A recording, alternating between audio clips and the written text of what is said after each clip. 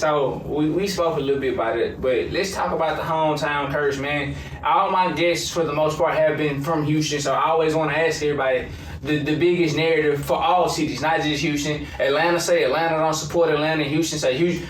Most people say they city don't support a man. With a man like you being so well traveled with your business, how do you feel about the hometown curse?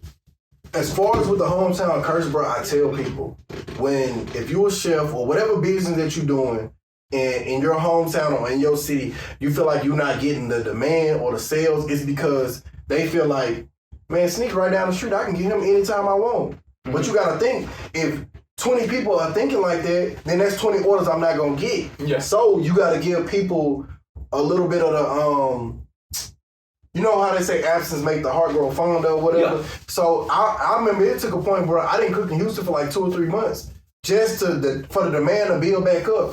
It got to a point where I was traveling every weekend, bro. Every weekend, always gone.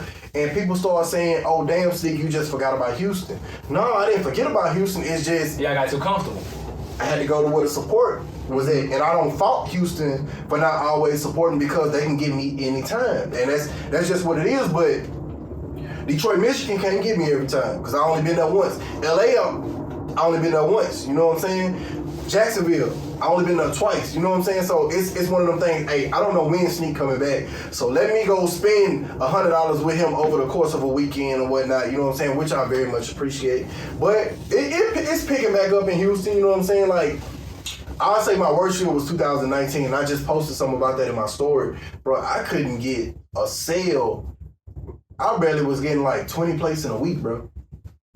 And this go from somebody that was doing 100 plates a day to 20 plates in a week, bro. Like, it was bad, dog. Like, and I really, like, financially, like, everything was bad, dog. But that just goes to, I tell people all the time, in business, you're going to have mountain peaks and you're going to have valleys. You need to have the same attitude that you had in the valley that you had on the mountain peak, because you're going to eventually get out of that valley, bro.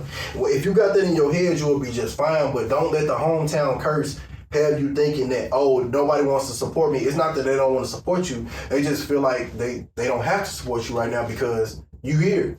I'll get you anytime I want. So you got to become a stranger, which is nothing wrong with that. So, you got to be a stranger sometime when you're at home, man.